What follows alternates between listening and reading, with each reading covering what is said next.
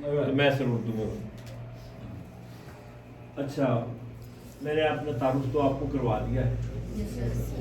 अब मुझे आप ये बताएं कि आप जहाज़ों के बारे में क्या जानते हैं?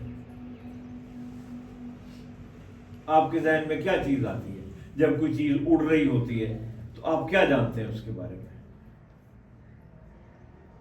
ट्रैवलिंग का एक जरिया है सर। जी, ट्रैवलिंग का जरिया है। ट्रैवलिंग का जरिया है।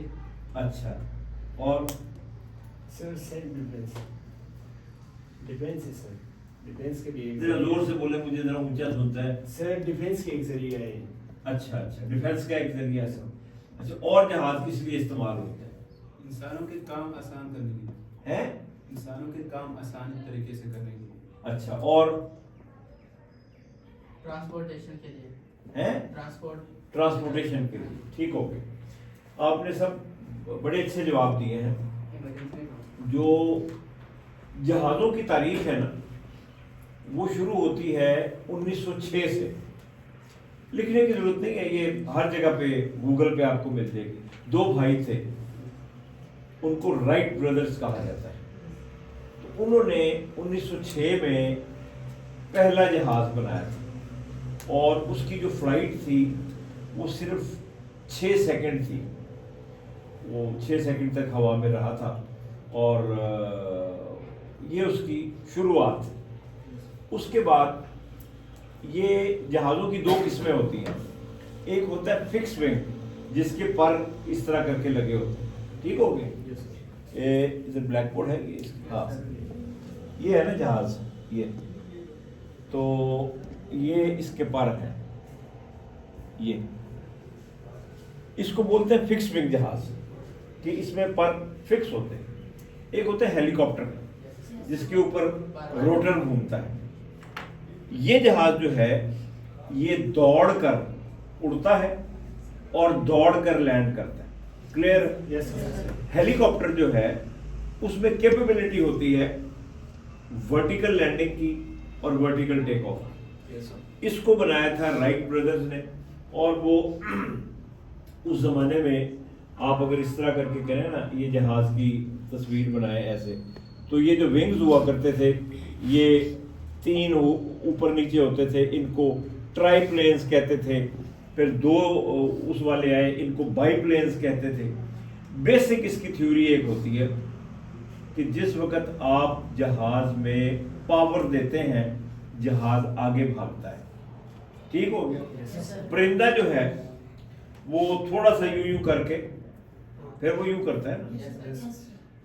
अब होता क्या है, कुदरत की तरफ से ये एक आप कह लें इंतजाम है कि जब आप अपने पर फैलाकर आगे की तरफ भागेंगे तो सामने से जो हवा आती है ना, वो आपको नीचे से लिफ्ट, आपको उठान देती है।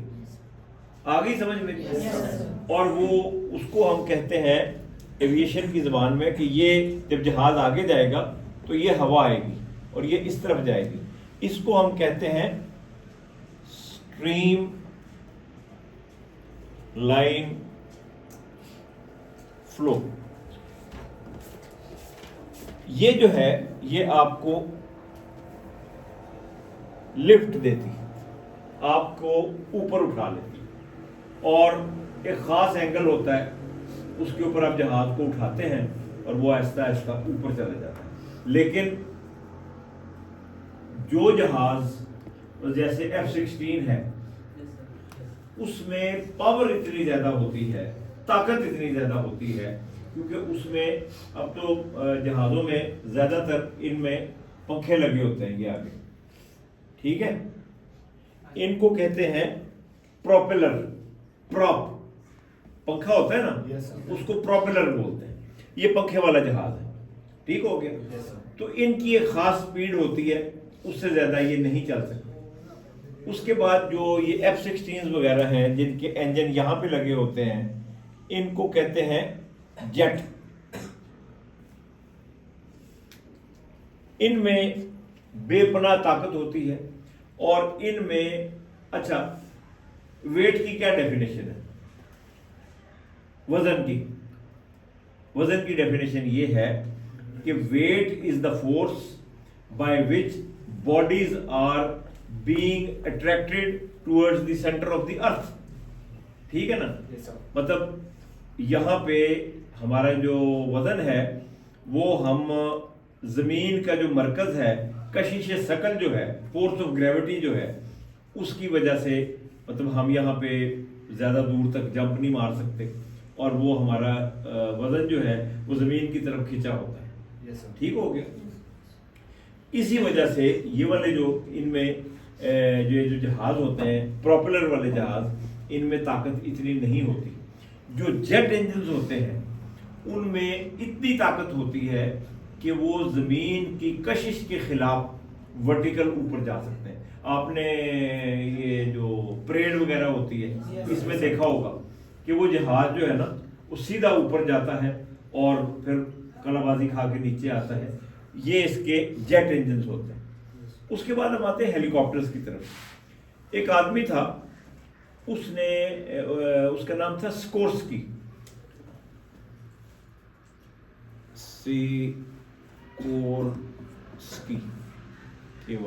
यस, स्कोर्स्की। उसने सबसे पहला हेलीकॉप्टर बनाया था। अब हेलीकॉप्टर में एक बड़ी मजेदार चीज होती है। आपने न्यूटन का तीसरा पुलिया पढ़ा? For every action there is always equal and opposite reaction. Yes, sir. अब जैसे मैं आपको क्या मिसाल दूं कि हेलीकॉप्टर के ऊपर पंखा घूम रहा है ना? Yes, sir. तो जब वो घूम रहा है उसका रिएक्शन क्या होगा कि जहाज को उल्टी तरफ घूमना शुरू कर देगा। ऐसे ही होगा ना? न्यूटन का पुलिया है, आपने पढ़ा है कि नहीं पढ़ा? मतलब आप इससे एग्री करते हैं कि नहीं करते कि अगर वो पंखा यूं घूम रहा है तो नीचे वाला जो हिस्सा है उसको उल्टी तरफ घूमना चाहिए। उसको काउंटर करने के लिए उसकी दुम के ऊपर एक छोटा सा पंखा लगा होता है जिसको कहते हैं टेल रोटर। वो उसको उल्टी तरफ घूमने से रोकता है, जिसकी वजह से हेलीकॉप्टर सीधा जाता है। ठीक हो गया? ये तो थी जहाज़ों की थोड़ी सी, इसको हम अपनी ज़ुबान में कहते हैं एरोडायनामिक्स, कि जहाज़ कैसे टेक ऑफ करता है और कैसे वो लैंड करता है। क्लियर हो गया? अभी जहाज़ों की हिस्ट्री के ऊपर आते हैं। राइट ब्रदर्स ने पहला जहाज़ बनाया जिसने 6 सेकंड तक प्रवास की। उसके बाद आहिस्ता आहिस्ता दुनिया में फर्स्ट वर्ल्ड वॉर में, सेकेंड वर्ल्ड वॉर में जहाज़ों में वो क्या उसे कहते हैं जिद्दत आनी शुरू हो गई और वो मॉडर्न जहाज़ बनने शुरू हो गए। आजकल के जो जहाज़ हैं या जिन जहाज़ों के ऊपर हमने ट्रेनिंग ली थी वो ये होते थे कि उनमें बेसिक इंस्ट्रूमेंट्स होते थे। जो आप देखें ना कोई जहाज़ उसमें बड़ी वो लगी होती हैं, क्या कहते हैं वो इंडिकेटर्स लगे होते हैं इंजन को बताने वाले, और मीटर्स लगे होते हैं छोटे छोटे, सुइयां सी लगी होती हैं। वो सारी की सारी मुख्तलिफ चीज़ें आपको बताती हैं कि जहाज़ का टेम्परेचर कितना है, जहाज़ में पेट्रोल कितना है, जहाज़ की बैटरी चार्ज हो रही है, और कुछ वेदर रडार लगे होते हैं कि जहाज़ में क्या कहते हैं आगे मौसम कैसा है, उसकी सिमत क्या है। ठीक है ना? इस तरह की चीज़ें होती हैं। अभी जो है जो जहाज़ आ गए हैं वो इतने मॉडर्न हैं कि उनमें एक सिस्टम होता है, उसको कहते हैं ऑटो पायलट। ठीक? अगर एक जहाज की कीमत 1 करोड़ रुपया है तो उसमें 75 लाख रुपए का ऑटो पायलट होगा और 25 लाख रुपए का बाकी जहाज होगा। ठीक? अब जहाज में 4-5 चीजें बिल्कुल पक्की होती हैं। क्या होता है ये जो जहाज है ना, ये इसकी जो पूरी ये चीज है इसको कहते हैं फ्यूज़लॉज। ये पूरे स्ट्रक्चर को फ्यूज़लॉज कहते हैं। ठीक है जी? उसके बाद दूसरी इसमें एक चीज होती है कि उसको कहते हैं इंजन। अगर कहीं समझ ना आए तो मुझे रोक के पूछ लीजिए। ये इसके इंजन हो गए। क्लियर? तीसरी चीज इसमें होती है आरटी। आरटी होती है रेडियो ट्रांसमिशन, कि जब आपने फ्लाई करना है तो आपका ज़मीन से राब्ता रहना चाहिए, आपका रडार से राब्ता रहना चाहिए, ठीक। उसके बाद एक चौथी चीज़ होती है fuselage, engine, radio transmission, electrical.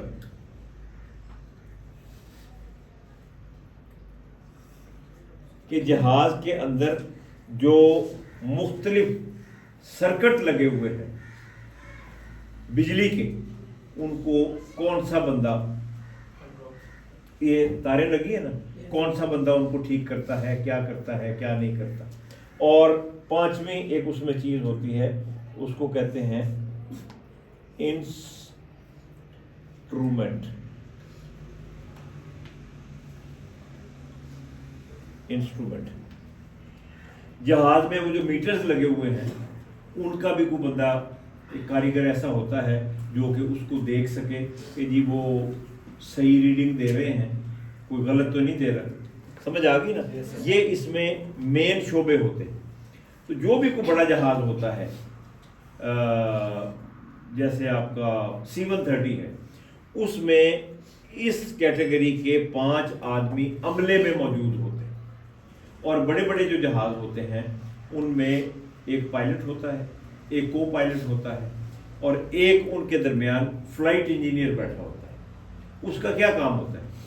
अब देखें ना, अगर आप हम जैसे हेलीकॉप्टर उड़ाया करते थे, Mi-8 हेलीकॉप्टर है या Mi-17 हेलीकॉप्टर है, उसमें इतने मीटर लगे होते हैं, इतने बटन लगे होते हैं कि पायलट और को पायलट वो सिर्फ उन बटनों को अगर देखना शुरू कर दें तो वो जहाज को नहीं उड़ा सकते।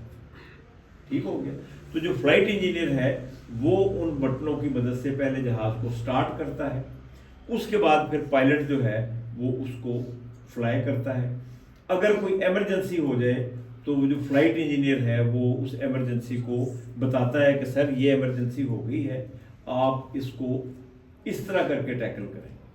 अच्छा, अब जहाज़ों की कुछ इकसाम ऐसी होती हैं, जैसे कोई नहीं, नो प्रॉब्लम। जैसे सिंगल इंजन जहाज़ है, ठीक है ना, सिंगल इंजन में एक पायलट होगा, उसमें तो आप कहेंगे कि जी ये 5 बंदे कहाँ पे बैठेंगे, उसमें बंदे ही 5 बैठते हैं। तो उसमें सिस्टम इतना सिंपल होता है कि उसमें जो पायलट होता है उसको सारी चीज़ें पता होती हैं कि जी हमने ये किस तरह करके करना है, और अगर इमरजेंसी हो जाए तो उसको हम कैसे कैटर फॉर करेंगे। पाकिस्तान में जो जहाज़ हैं उनमें अब तक जो सबसे ऊंची जगह पे उन्होंने लैंडिंग की है वो है 29,000 फुट के ऊपर। It is feet. अब 5,220 फीट जो है ये 1 मील के बराबर होता है। 5,220 फुट 1 मील में होते हैं। 1760 गज होते हैं, तो 1760 को अगर आप गजों से उसको फीट में करें, 3 से ज़रब देकर, तो 5,220 बनते हैं। ये जो जगह है ये ज़मीन से करीबन 4.25 मील 8 किलोमीटर ऊपर बनती है। हमारे पास जो जहाज़ है Mi-17 वो 29,000 फुट के ऊपर जाकर लैंड करता है, और वहाँ पे मतलब ऑक्सीजन भी इतनी कम होती है कि बड़ी मुश्किल से, ये मैं सियाचिन की बात कर रहा हूँ, कि बड़ी मुश्किल से वहाँ पे जहाज़ लैंड करता है। लेकिन ये अपना पहले जो था वो वहाँ पे सामान वगैरह जो था वो घोड़ों के ऊपर जाता था, गधों के ऊपर जाता था, ये आदमी लेके जाते थे। अभी ये हमारा जो हेलीकॉप्टर है ये यहाँ पे लेके जाता है। ये जहाज़ों की थोड़ी सी हिस्ट्री। अभी आपके जो कुछ सवालात हैं वो मुझे बताएं। सर, J-17 जो पाकिस्तान का डिफेंस तैयार है, ये चाइना की मदद से पाकिस्तान ने बनाई या खुद? मैं तुम्हें एक बात बताऊं, यस सर। पाकिस्तानी कौम जो है ना बड़ी ज़बरदस्त कौम है। Yes sir. मैं इसका एनी शाहिद हूँ। कामरा में हमारे जहाज़ बनते हैं, एक है पाकिस्तान एरोनॉटिकल कॉम्प्लेक्स कामरा।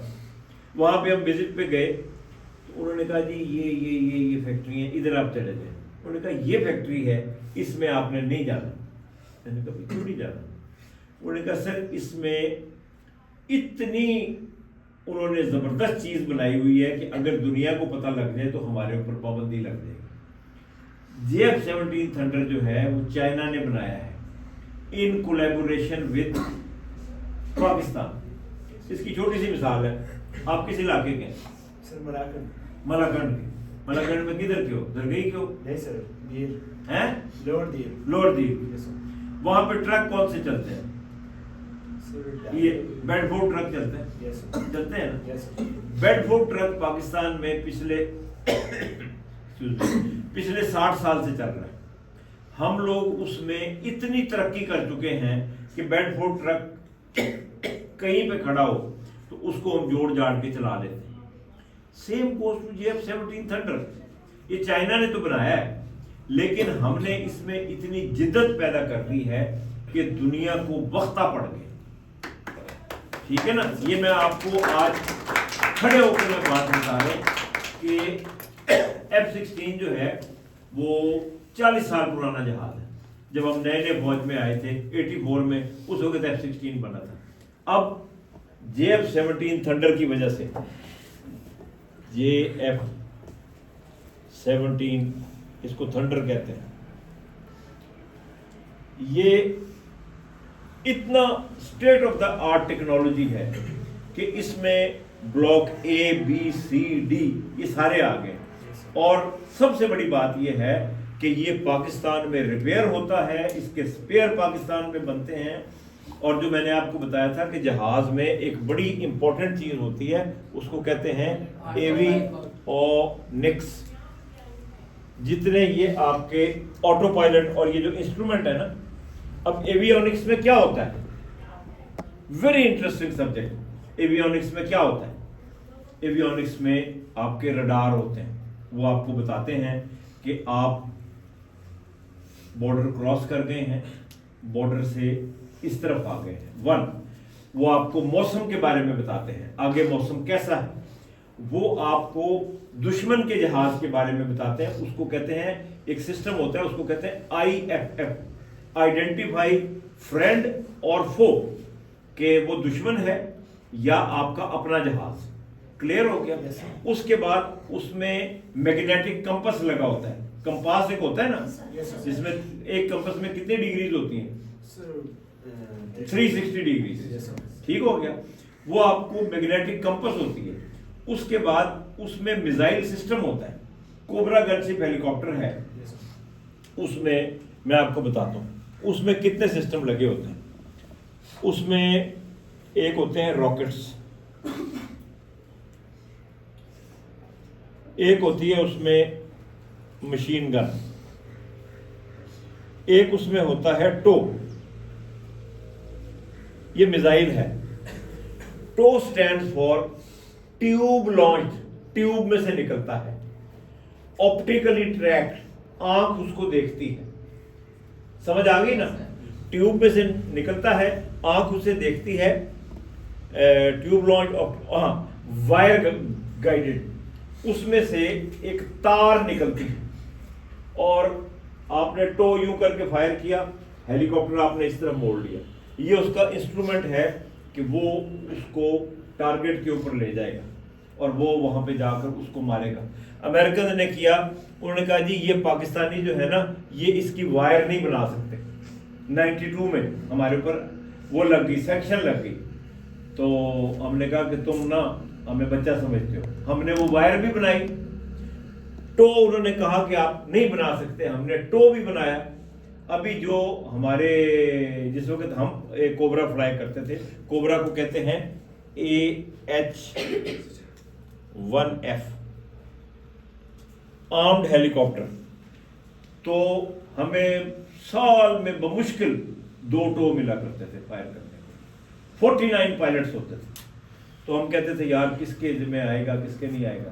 जब हमने टो बना लिए, जब हमारी ये वजीरिस्तान वगैरह में जंग शुरू हुई, ये दहशतगर्दी के खिलाफ, हमारे एक एक पायलट ने 400 टो फायर किए। मैंने 200 टो फायर किया। ठीक है? सुनो, मैं आपको एक चीज बताता हूँ कि आप लोग जो है ना अपने आप को कमतर ना समझें। अच्छा इसको बिठाओ यार जरा, 1 मिनट चले। नो नो नो, छोड़ो छोड़ो। छोड़ो इसको यार, तुमने आज मेरा खून गर्म कर दिया। अच्छा देखो, एक चीजें गर्म होने पे क्या होती हैं?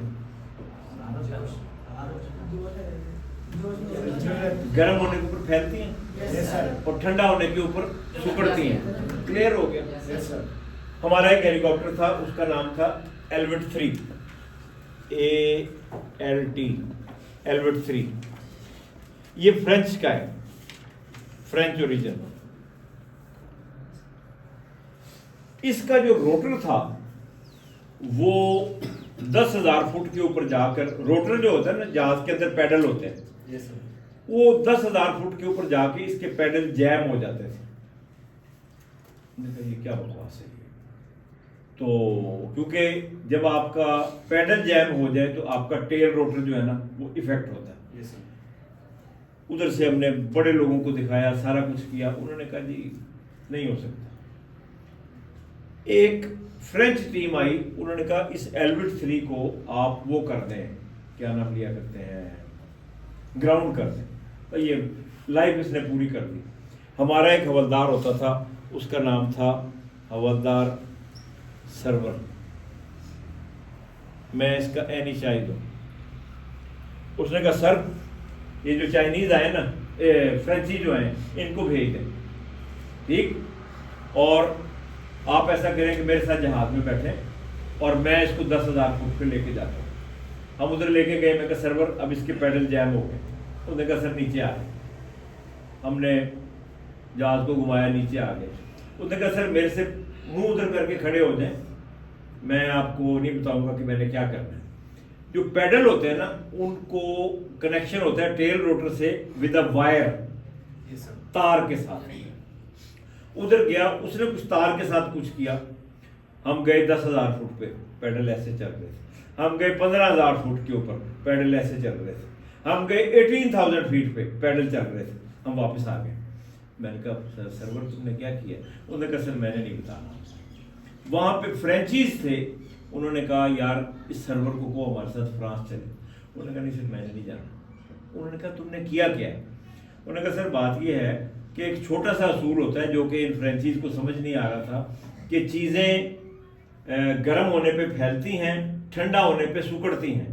उसने कहा ये जो जहाज़ की वायर थी जिससे ये टेल रोटर, ये जो ऐसे पंखा बना हुआ है, ये जो 2 वायर्स थी, ये 10,000 फुट के ऊपर जाकर टेम्परेचर कम होता है। Yes, sir. The higher you go the cooler it is, Yes, sir. The lower you come the hotter it is.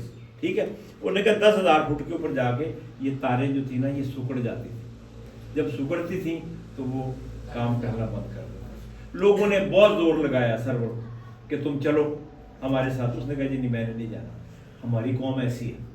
तो JF-17 थंडर जो है ना, उसको हमने इतना बना लिया है कि अब आ जाए जिसने हमसे लड़ना होगा।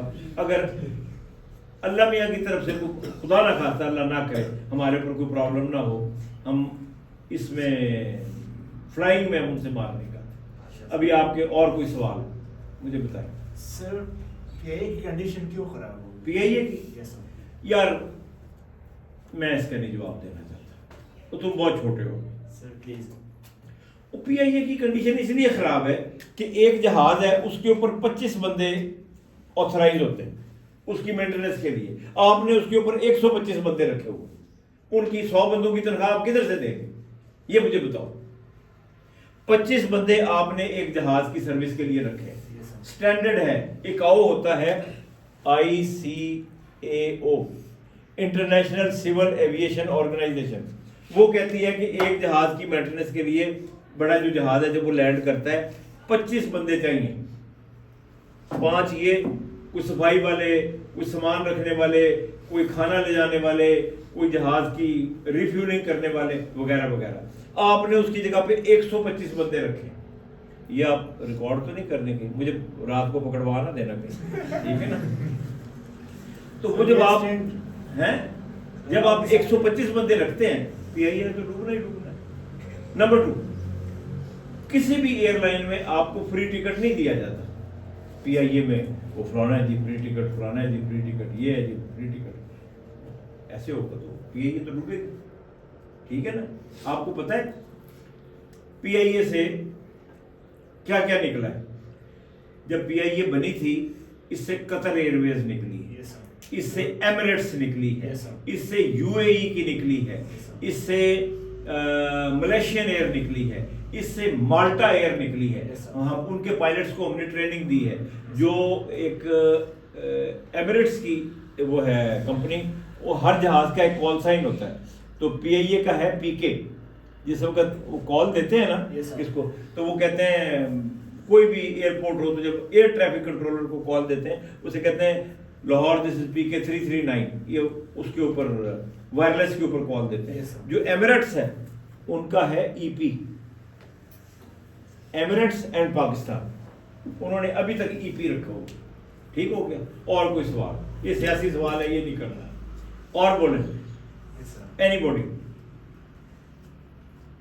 सर इतनी बुलंदी पे और फिर टारगेट करना और इतनी हाई स्पीड में, इसके सारे टारगेट मिस नहीं होते? नो नो नो, टारगेट के ऊपर आपने क्रॉस रखा है और यू फॉरगेट अबाउट थिंग, आपने अपनी जान भी बचानी।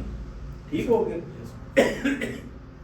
आपने उसको क्रॉस को टारगेट के ऊपर रखा है, आप मुड़ जाए, वो मिसाइल जो है टो वो टारगेट को लगेगा जाके, उसकी किल प्रोबेबिलिटी 200% है। ये जो कोबरा हेलीकॉप्टर मैंने आपको बताया था, इसमें एक लगा होता है आगे, छोटा सा सिस्टम होता है, उसको कहते हैं TSU, टेलीस्कोपिक साइट यूनिट। वो 3.75 किलोमीटर तक पिन पॉइंट देखता है, पिन पॉइंट देखता है। ठीक है? 1000 फुट की बुलंदी के ऊपर कि आप 3.75 किलोमीटर के ऊपर 200% आपकी किल प्रोबेबिलिटी होती है। ठीक है? उसकी जो मशीन गन है वो गालबन 800 राउंड्स पर मिनट वो फायर करती है, इतनी वो है। और टो जो है वो तो state of the art technology. ये जो TSU है हमारा 92 में, इसमें कुछ ब्लर चीज़ें आ गई थी। अब अमेरिकन ने कहा हम नहीं आपको देते। उन्होंने कहा हमारी एक वर्कशॉप है जिसका नाम आज मैं आपको बता रहा हूँ 609 एविएशन वर्कशॉप, वो गुजरावाला में है।